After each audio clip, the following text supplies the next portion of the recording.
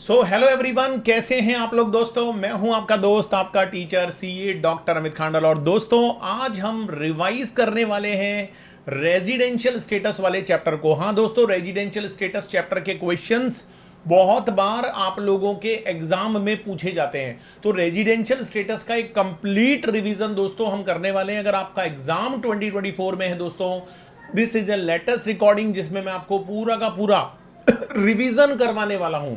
तो दिल थाम कर बैठिएगा। और अगर आपको हमारा फुल कोर्स चाहिए दोस्तों, तो डिस्क्रिप्शन बॉक्स में मैंने लिंक दे रखे हैं जहां से आप हमारा फुल कोर्स भी परचेज कर सकते हैं, राइट।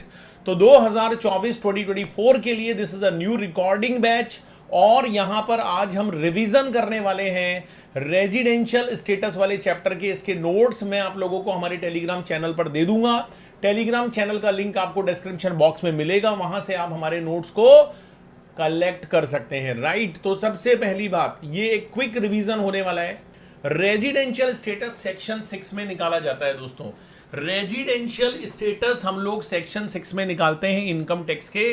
रेजिडेंशियल स्टेटस को निकालने के पीछे ऑब्जेक्टिव क्या होता है? किसी भी पर्सन का टोटल इनकम कंप्यूट करने के लिए सबसे पहले माय डियर फ्रेंड्स, आपको रेजिडेंशियल स्टेटस निकालना जरूरी है। जितने भी असेसी होते हैं, जितने भी पर्सन होते हैं भाई, उन सबका क्या निकालना पड़ेगा? Residential status. तो इंडिविजुअल हो, एचयूएफ हो, फर्म हो, कंपनी हो, जितने भी एओपी, बीओआई, लोकल अथॉरिटी, सबका रेजिडेंशियल स्टेटस निकालना जरूरी है दोस्तों। रेजिडेंशियल स्टेटस का सिटीजनशिप से कोई लेना देना नहीं होता है। सिटीजनशिप अलग चीज होती है, रेजिडेंशियल स्टेटस अलग चीज होती है। आप सिटीजन किसी भी कंट्री के हो सकते हो, लेकिन इनकम टैक्स देना है या नहीं देना है, ये डिपेंड्स अपॉन रेजिडेंशियल स्टेटस। तो रेजिडेंशियल स्टेटस में दो मेन कैटेगरी होती है, रेजिडेंट और नॉन रेजिडेंट। ये दो कैटेगरी है दोस्तों। ये सबसे पहले आपको चेक करना पड़ेगा। आप टोटल इनकम तभी कंप्यूट कर पाओगे जब आपको किसी पर्सन का रेजिडेंशियल स्टेटस निकालना आता हो, राइट। तो रेजिडेंट, नॉन रेजिडेंट हमको सबसे पहले पता करना पड़ता है। तो दोस्तों, सबसे पहले जब आप रेजिडेंशियल स्टेटस निकालते हो तो हम उसमें नंबर लेते हैं इंडिविजुअल का। इंडिविजुअल का स्टेटस कैसे निकाला जाता है, तो मैं आप लोगों को बता दूं, जो इंडिविजुअल लोग होते हैं उनका रेजिडेंशियल स्टेटस निकालने के लिए आपको सबसे पहले बेसिक कंडीशन लगानी पड़ती है। बेसिक कंडीशन दोस्तों लॉ के अंदर दो होती है। मैं बहुत ही सुपर फास्ट रिवीजन करवाऊंगा, तो इससे क्या होगा कि पूरा चैप्टर एक बार आपका रिकैप हो जाएगा। तो दो चीज होती है बेसिक कंडीशन में। पहली होती है कि जो भी आपका रेलिवेंट प्रीवियस ईयर है उसमें आपको 182 डेज इंडिया में होना जरूरी है, मिनिमम 182 डेज। जो भी आपका रेलिवेंट प्रीवियस ईयर है, जिस ईयर की आप इनकम निकाल रहे हो, उसमें 182 डेज आपका इंडिया में होना जरूरी है। अगर आप इंडिया में हो, इसका मतलब आपने बेसिक कंडीशन नंबर 1 को सेटिस्फाई कर दिया। और अगर आप 182 डेज से कम रहे हो रेलिवेंट प्रीवियस ईयर में, तो फिर आपको सेकंड कंडीशन पर जाना पड़ता है। सेकंड कंडीशन क्या बोलती है कि रेलिवेंट प्रीवियस ईयर में मिनिमम आपका 60 डेज होना चाहिए, ठीक है। और उस रेलिवेंट प्रीवियस ईयर से जो पहले वाले 4 साल हैं दोस्तों, रेलिवेंट प्रीवियस ईयर को मत गिन लेना, उससे पहले वाले जो 4 साल हैं उसका टोटल 365 डेज मिनिमम होना चाहिए। रेलिवेंट प्रीवियस ईयर में 60 डेज, उससे पहले वाले 4 साल का जो टोटल है वो 365 दिन आना चाहिए। तो अगर ऐसा हो जाता है दोस्तों, तो ये माना जाएगा कि आपने सेकंड बेसिक कंडीशन को सेटिस्फाई कर दिया, राइट। तो दोनों में से अगर एक भी बेसिक कंडीशन सेटिस्फाई हो जाएगी तो हम रेजिडेंट बन जाएंगे, अदरवाइज दोस्तों हमको नॉन रेजिडेंट माना जाएगा, राइट। इंडिया की डेफिनेशन क्या है? इंडिया का मतलब होता है दोस्तों, टेरिटोरियल वाटर ऑफ इंडिया को भी इंडिया माना जाता है। टेरिटोरियल वाटर कहां तक होता है? तो जो भी हमारी क्या बोलते हैं, इंडिया की जो टेरिटोरियल वाटर लिमिट है वो कहां तक होती है? जो इंडिया का लैंड पार्ट है वो तो इंडिया है ही दोस्तों, जो इंडिया का लैंड पार्ट है वो तो इंडिया है ही। वहां से 12 नॉट्रिकल माइल्स का जो एरिया है उसको भी इंडिया कहा जाता है। पानी में भी इंडिया है। जो बेस लाइन है ना, वहां से 12 नॉट्रिकल माइल्स तक का एरिया इंडिया होता है, और 1 नॉट्रिकल माइल होता है 1.853 किलोमीटर तक का। दोस्तों आप इंडिया में कितनी भी बार आ सकते हो, आप इंडिया से कितनी भी बार जा सकते हो, देयर इज नो रेस्ट्रिक्शन। लेकिन आप जिस दिन आओगे और जिस दिन जाओगे वो दोनों दिन इंडिया में इंक्लूड माने जाएंगे, क्योंकि एग्जैक्ट कैलकुलेशन होना पॉसिबल नहीं है कि 24 घंटे निकाल कर देखा जाए। तो जब आप इंडिया में आते हो और जिस दिन आप इंडिया से जाते हो, तो आप चाहे किसी भी टाइम पर आए हो या आप किसी भी टाइम पर गए हो, आने का दिन और जाने का दिन दोनों को इंडिया में इंक्लूड माना जाता है। दोनों को इंडिया में क्या माना जाता है? इंक्लूड माना जाता है। तो ये बात आपको बहुत अच्छे से समझ में आ गई होगी, राइट। दोस्तों यहां पर एक कंफ्यूजन, एक छोटा सा एक्सेप्शन है, याद रखना। मैंने आपको बेसिक कंडीशन 2 बताई है, उनमें से अगर एक भी बेसिक कंडीशन पूरी हो जाती है तो आप रेजिडेंट बन जाते हो, अदरवाइज आप क्या बन जाते हो? Non resident. दोस्तों अगर आप नॉन रेजिडेंट बन जाओगे तो बात वहीं पर खत्म हो जाएगी, लेकिन अगर आप रेजिडेंट बन जाओगे तो आगे आपको चलना पड़ेगा। लेकिन याद रखना दोस्तों, जब आप बेसिक कंडीशन लगाते हो तो देयर आर सम एक्सेप्शंस, कानून में कुछ एक्सेप्शंस बताए गए हैं जहां पर ओनली आपको फर्स्ट बेसिक कंडीशन ही लगानी पड़ती है, वहां पर आप सेकंड बेसिक कंडीशन को नहीं लगा सकते, ठीक है ना। वो एक्सेप्शन कौन कौन से हैं? फर्स्ट मतलब 182 वाली, उसमें इंडियन सिटीजन का नाम आता है। कोई भी इंडियन सिटीजन, भारत का नागरिक अगर भारत छोड़कर जा रहा है, it is not a matter of आने का, कमिंग इंडिया नहीं, living India for the purpose of employment, नौकरी के लिए जा रहा है, या कोई शिप पर काम करने वाले, इंडियन शिप पर काम करने वाले क्रू मेंबर्स हैं, तो भाई साहब उनका जब आप स्टेटस निकालोगे तो आप बेसिक कंडीशन नंबर 1 ही लगाओगे। सेकंड वाली बेसिक कंडीशन दोस्तों आपको नहीं लगानी है वहां पर। ऐसे ही दोस्तों अगर कोई व्यक्ति इंडियन सिटीजन है या पर्सन ऑफ इंडियन ओरिजिन है, इंडियन ओरिजिन का मतलब होता है उसका जन्म इंडिया में हुआ हो, उसके ग्रैंड पेरेंट्स का जन्म अनडिवाइडेड इंडिया में हुआ हो, उसको इंडियन ओरिजिन का व्यक्ति बोलते हैं, भारतीय मूल का व्यक्ति। उसकी जो ब्रीड है ना वो इंडियन है, यहां जन्म हुआ है उसका। तो ऐसे लोग भारत आते हैं, वो सेटल्ड भारत के बाहर हो गए, उन्होंने सिटीजनशिप भी बाहर की ले ली, लेकिन ऐसे लोग भारत में आते हैं और जब आते हैं दोस्तों तो यहां पर रुकते हैं, और रुकेंगे तो स्टेटस निकलेगा।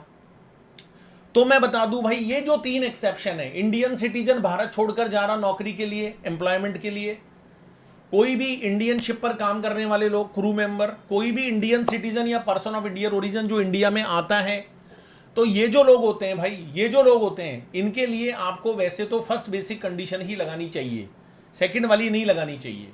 लेकिन ये जो सेकंड वाला पॉइंट है, इंडियन सिटीजन और इंडियन ओरिजिन वाला, यहां पर सरकार ये बोलती है कि ऐसे जो लोग हैं जो इंडियन सिटीजन है, इंडियन ओरिजिन के लोग हैं, अगर वो इंडिया के बाहर से इंडिया में विजिट करने आते हैं और उनकी जो इंडिया से कमाई हुई आय है, मतलब फॉरेन सोर्स वाली नहीं, इंडिया से कमाई हुई, वो अगर 15 लाख से ज्यादा है, वो अगर 15 लाख से ज्यादा है during the previous year, previous year का मतलब है जिस प्रीवियस ईयर की आप इनकम निकाल रहे हो, अगर उसमें 15 लाख से ज्यादा है तो हम बेसिक कंडीशन नंबर 1 तो लगाएंगे ही लगाएंगे, 182 वाली।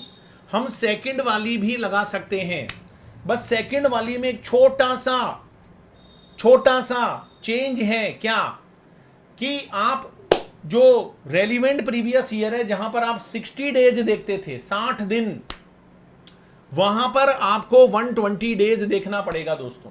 जो 60 डेज है ना, उसकी जगह 120 हो जाएगा और पिछले 4 साल का टोटल वही 365 देखा जाएगा, राइट।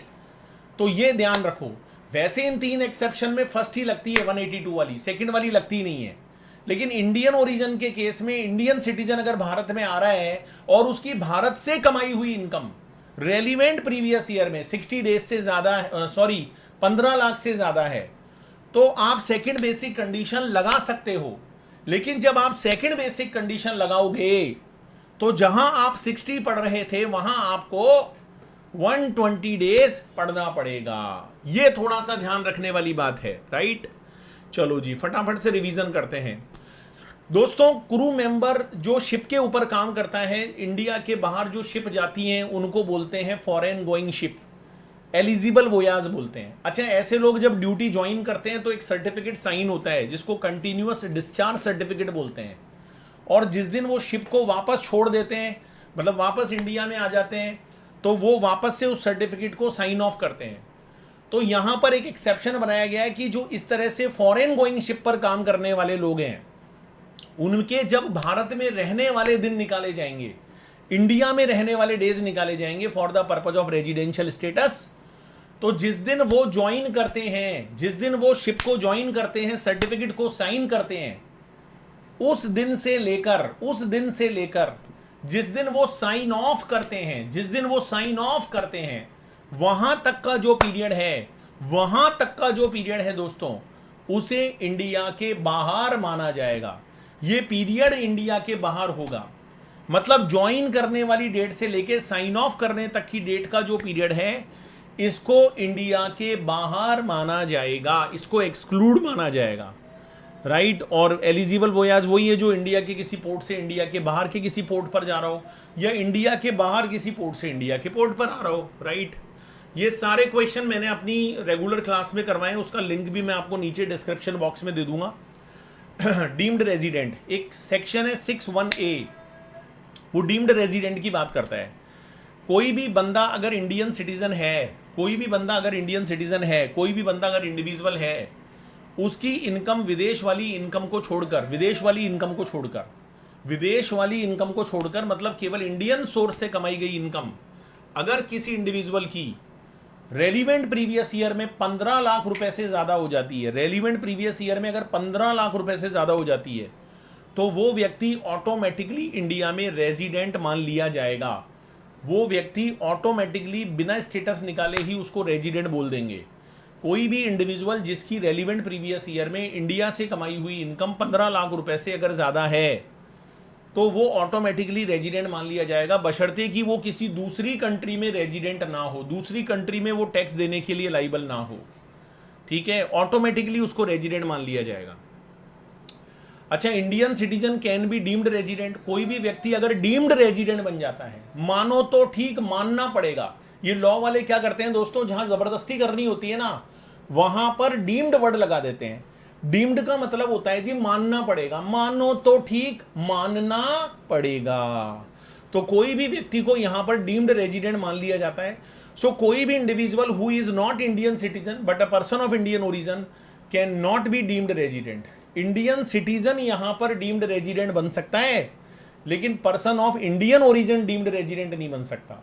ये जो डीम्ड रेजिडेंट का सेक्शन 61A है ना भाई, ये केवल इंडियन सिटीजन के लिए आया है, ये इंडियन ओरिजिन वाले पर्सन के लिए नहीं आया माय डियर फ्रेंड।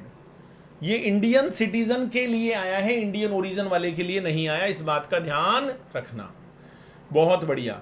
इसके बाद दोस्तों, जब आप रेजिडेंट बन जाते हो, नॉन रेजिडेंट बन जाओगे तो बात खत्म, लेकिन अगर आप रेजिडेंट बन जाओगे तो रेजिडेंट बनने के बाद दो कैटेगरी बन जाती है, एक तो बोलते हैं ऑर्डिनरी, एक को बोलते हैं नॉट ऑर्डिनरी रेजिडेंट। अब आप ऑर्डिनरी हो या नॉट ऑर्डिनरी हो, ये इस बात पर डिपेंड करता है कि आप एडिशनल कंडीशन को सेटिस्फाई करते हो या नहीं करते हो।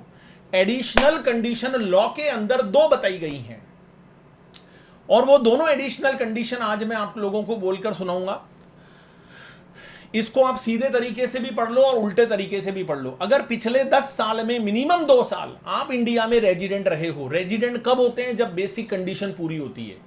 पिछले 10 साल, रेलिवेंट ईयर से पहले वाले 10 साल में से अगर आप मिनिमम 2 साल इंडिया में रेजिडेंट रहे हो, तो इसका मतलब आपने पहली एडिशनल कंडीशन फुलफिल कर दी। पिछले 7 साल में मिनिमम 730 दिन अगर आप इंडिया में रहे हो, तो इसका मतलब आपने एडिशनल कंडीशन पूरी कर दी। जब दोनों एडिशनल कंडीशन एक साथ फुलफिल होती है, एक साथ, तो आपको ऑर्डिनरी रेजिडेंट कहा जाता है। और अगर आप एडिशनल कंडीशन में से एक भी पूरी नहीं कर पाते, तो आपको नॉट ऑर्डिनरी रेजिडेंट कहा जाता है ना। तो बेसिक तो कोई एक करनी पड़ती है, एडिशनल दोनों करनी पड़ती है। लेकिन बुक में इसको उल्टे तरीके से भी लिखा हुआ होता है कि भाई अगर आप पिछले 10 साल में से 9 साल नॉन रेजिडेंट रहे हो, 9 साल नॉन रेजिडेंट, पिछले 7 साल में अगर आप 729 दिन 729 डेज या उससे कम रहे हो, तो भी आपको नॉट ऑर्डिनरी रेजिडेंट माना जाएगा। बुक वाले कहते हैं जी इसमें से एक कर दोगे तो भी नॉट ऑर्डिनरी हो। तो बात वही हो गई, या तो दोनों पूरी करो सीधे पॉजिटिव वे में, जैसे कहते हैं ना गिलास आधा पानी से भरा है और आधा पानी से खाली है, ये वही वाली बात, राइट। तो अगर एडिशनल कंडीशन हमारी फुलफिल होती है तो हम ऑर्डिनरी हैं, अदरवाइज हमारा स्टेटस क्या माना जाएगा, नॉट ऑर्डिनरी रेजिडेंट। राइट। अच्छा, जो व्यक्ति, दोस्तों ध्यान से सुनना, वेरी इंपॉर्टेंट, जो व्यक्ति इंडियन सिटीजन हैं और वो अगर डीम्ड रेजिडेंट बने हैं, वो अगर क्या बने हैं, डीम्ड रेजिडेंट बने हैं, तो डीम्ड रेजिडेंट बनने पर क्या होता है दोस्तों, वो नॉट ऑर्डिनरी माना जाता है, उसे कभी भी ऑर्डिनरी नहीं डिक्लेयर किया जा सकता, क्योंकि डीम्ड रेजिडेंट में आप कोई कंडीशन देखते ही नहीं हो, बस 15 लाख से ज्यादा आय होनी चाहिए। तो अगर आप डीम्ड रेजिडेंट सेक्शन उसके कारण बने हो 6(1)(a) के कारण, तो आपको ऑर्डिनरी नॉट ऑर्डिनरी भी चेक करने का जरूरत नहीं है, ऑटोमेटिकली दोस्तों, ऑटोमेटिकली आपको नॉट ऑर्डिनरी रेजिडेंट माना जाएगा। ठीक है ना। तो चलिए दोस्तों आगे बढ़ते हैं। आगे मैं आपको बताऊंगा, ये सारे क्वेश्चन मैंने क्लास में करवाए हुए मेरी रेगुलर क्लास में, जिसका लिंक मैंने डिस्क्रिप्शन बॉक्स में दिया हुआ है। तो इंडिविजुअल का स्टेटस आपने निकाला। अच्छा, स्टेटस हमेशा हर प्रीवियस ईयर का अलग अलग निकाला जाता है। ऐसा नहीं है दोस्तों कि आप जिस प्रीवियस ईयर में रेजिडेंट बन गए तो आप नेक्स्ट प्रीवियस ईयर में भी रेजिडेंट बन जाओगे, ऐसा नहीं है। एवरी प्रीवियस ईयर का स्टेटस आपको अलग अलग निकालना पड़ता है। अब हम बात करेंगे एचयूएफ की। एचयूएफ को एक अलग पर्सन माना जाता है इनकम टैक्स में। एचयूएफ का मतलब होता है ग्रुप ऑफ फैमिली मेंबर्स, परिवार के सदस्यों का झुंड, झंड नहीं झुंड। तो ये जो झुंड होता है फैमिली मेंबर्स का, उसको हम एचयूएफ बोलते हैं। एचयूएफ का भी स्टेटस दो पार्ट्स में डिवाइड होता है, रेजिडेंट और नॉन रेजिडेंट। अब एचयूएफ रेजिडेंट है या नॉन रेजिडेंट है, ये इस बात पर डिपेंड करता है कि उस एचयूएफ का कंट्रोल और मैनेजमेंट कहां पर है। दोस्तों अगर एचयूएफ का कंट्रोल और मैनेजमेंट पूरा का पूरा इंडिया में है, या थोड़ा सा भी इंडिया में है, चिन्ना सा भी इंडिया में है, तो आप उस एचयूएफ को रेजिडेंट कहोगे। अदरवाइज दोस्तों स्टेटस एचयूएफ का क्या माना जाएगा, नॉन रेजिडेंट माना जाएगा। एचयूएफ का स्टेटस क्या माना जाएगा, नॉन रेजिडेंट माना जाएगा। तो रेजिडेंट है या नॉन रेजिडेंट है, ये इस बात पर डिपेंड करता है कि उसका कंट्रोल और मैनेजमेंट कहां पर है। दोस्तों ध्यान रखिएगा इस बात का। तो ये बात यहां पर होती है। कंट्रोल मैनेजमेंट का मतलब होता है जहां से डिसीजंस लिए जाते हैं, राइट। इसके अलावा एक बात और ध्यान रखना भाई, कि अगर एचयूएफ का कंट्रोल थोड़ा सा भी इंडिया में है या पूरा ही इंडिया में है तो रेजिडेंट, और अगर सारा कंट्रोल इंडिया के बाहर है तो नॉन रेजिडेंट। अगर एचयूएफ नॉन रेजिडेंट बन जाएगा तो बात वहीं पर खत्म हो जाती है। लेकिन दोस्तों अगर एचयूएफ रेजिडेंट बन जाता है तो इट डिपेंड्स कि अब वो ऑर्डिनरी बोले या नॉट ऑर्डिनरी बोले, इसके लिए कर्ता पर जाना पड़ता है। एचयूएफ का कर्ता जो हेड ऑफ द फैमिली है, उस एचयूएफ को देखना पड़ता है कि क्या एचयूएफ के कर्ता ने उन एडिशनल कंडीशंस को सेटिस्फाई किया जो इंडिविजुअल में लिखी हुई है। अगर उस एचयूएफ का कर्ता उन सभी एडिशनल कंडीशन को फुलफिल कर देता है जो इंडिविजुअल वाले केस में लिखी हुई हैं, तो हम एचयूएफ को ऑर्डिनरी रेजिडेंट बोलेंगे। अदरवाइज दोस्तों हम एचयूएफ को नॉट ऑर्डिनरी रेजिडेंट बोलेंगे। और एडिशनल कंडीशन वही है कि पिछले 10 साल में कर्ता ने 2 साल इंडिया में रेजिडेंट रहो। अच्छा, कर्ता रेजिडेंट कब रहेगा, जब वो बेसिक पूरी करेगा। या पिछले 7 साल में दोस्तों उस कर्ता ने 730 दिन भारत में बिताए हो, रेलिवेंट प्रीवियस ईयर से पहले वाले 7 साल। तो एचयूएफ का स्टेटस निकाल रहे हो, लेकिन बेस कर्ता को बनाना पड़ेगा। अगर कर्ता वाली दोनों एडिशनल कंडीशन एक साथ पूरी होती है तो एचयूएफ को ऑर्डिनरी रेजिडेंट कहा जाएगा। अदरवाइज दोस्तों एचयूएफ को नॉट ऑर्डिनरी रेजिडेंट कहा जाएगा। बहुत बढ़िया। इसके बाद आ जाओ भाई, एचयूएफ के बाद फर्म हो गई, एओपी है, बीओआई है, इवन लोकल अथॉरिटी है, आर्टिफिशियल जुरिडिकल पर्सन है। इन सब का स्टेटस एक ही तरीके से निकलता है। अच्छा, अगर इनका कंट्रोल और मैनेजमेंट पूरा का पूरा इंडिया में है या थोड़ा सा भी इंडिया में है तो ये सब लोग रेजिडेंट माने जाते हैं। और अगर इनका कंट्रोल पूरा ही इंडिया के बाहर है, सारा इंडिया के बाहर है, तो इनको हम क्या बोलते हैं भाई, नॉन रेजिडेंट बोलते हैं। तो अगर सारा कंट्रोल इंडिया में, थोड़ा सा भी इंडिया में, रेजिडेंट, सारा बाहर है, नॉन रेजिडेंट। अब कंट्रोल मैनेजमेंट कहां पर है भाई, ये तो आप निकालने नहीं बैठोगे, ये तो क्वेश्चन वाला बताएगा आपको। अच्छा, ये लोग या तो रेजिडेंट बनेंगे या नॉन रेजिडेंट बनेंगे। इनका ऑर्डिनरी वाला स्टेटस नहीं होता है। ऑर्डिनरी वाला स्टेटस या तो इंडिविजुअल का होता है या एचयूएफ का होता है, बस। बाकी लोगों के 2 ही स्टेटस होते हैं, either resident either non resident. बहुत बढ़िया। इसके बाद कंपनी पर आ जाओ। कंपनी का थोड़ा सा अलग तरीके से निकलता है दोस्तों। अगर मैं टैक्स के पॉइंट ऑफ व्यू से बात करूं तो कंपनी यहां पर 2 तरह की होती है, 2 टाइप्स की कंपनी होती है।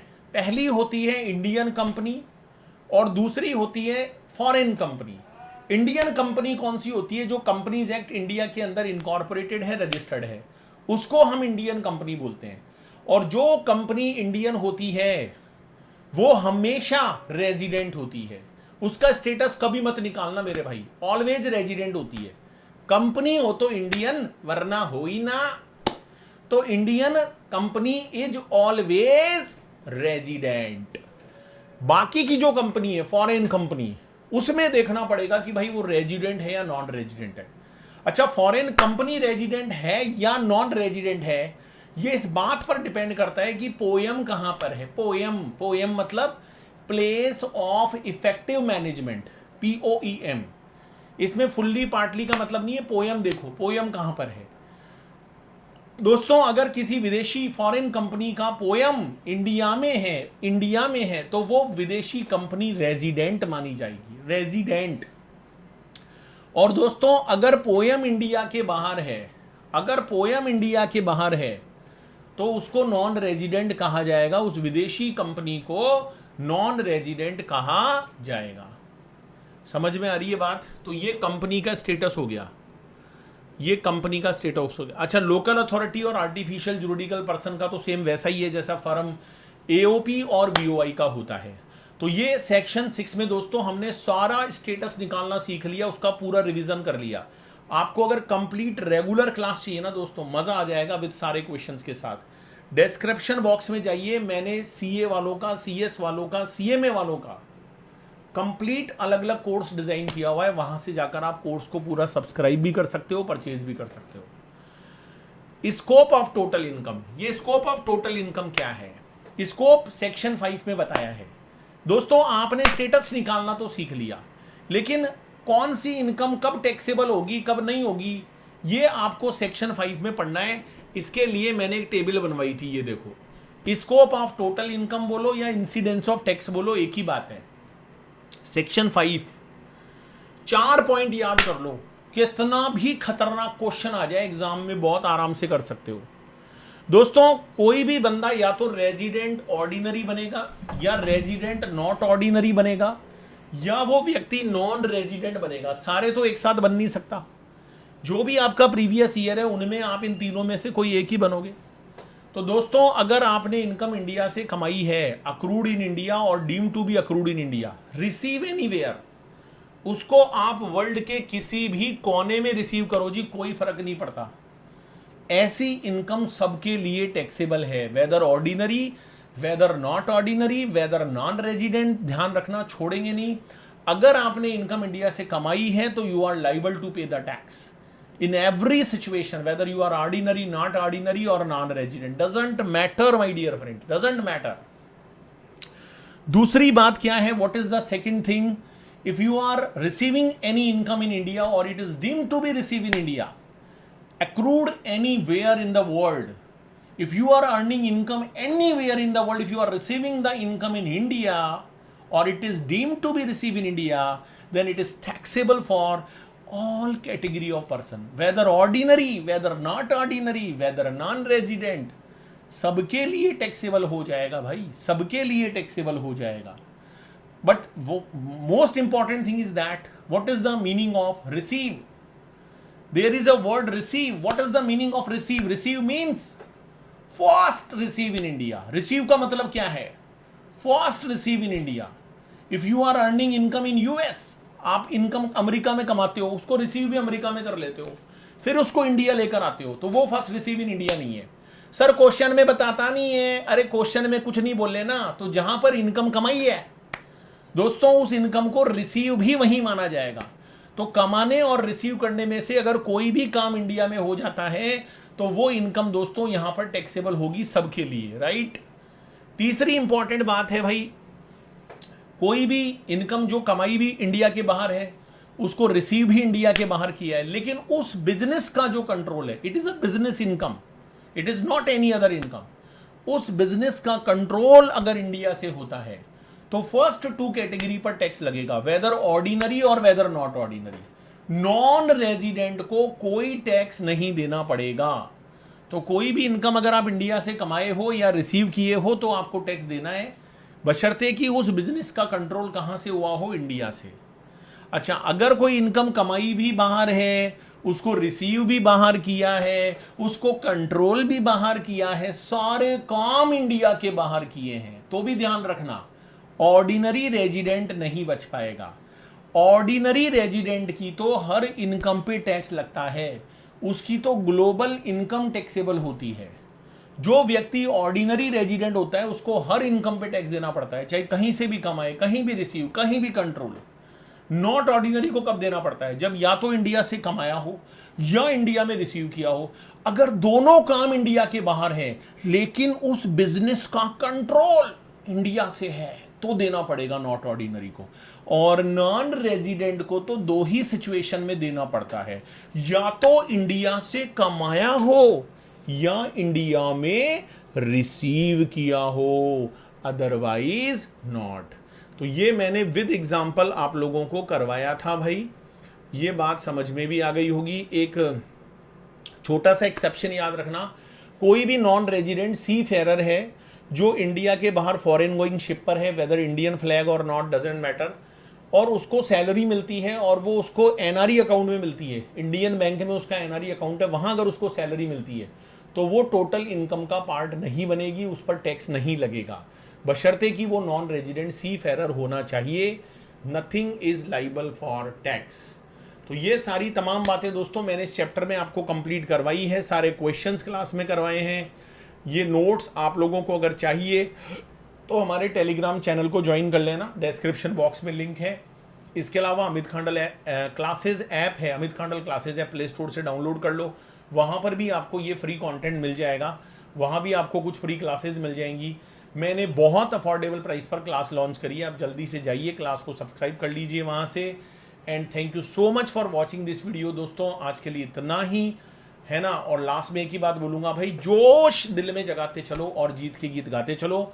सभी चैप्टर्स के रिवीजन इसी तरीके से आपको हमारे चैनल पर मिलते रहेंगे। अगर चैनल पर नए हैं, चैनल को सब्सक्राइब करके बेल आइकन जरूर हिट कर लें, क्योंकि कोई भी इंपॉर्टेंट वीडियो दोस्तों आपका मिस ना हो जाए। चलिए जी, थैंक यू सो मच।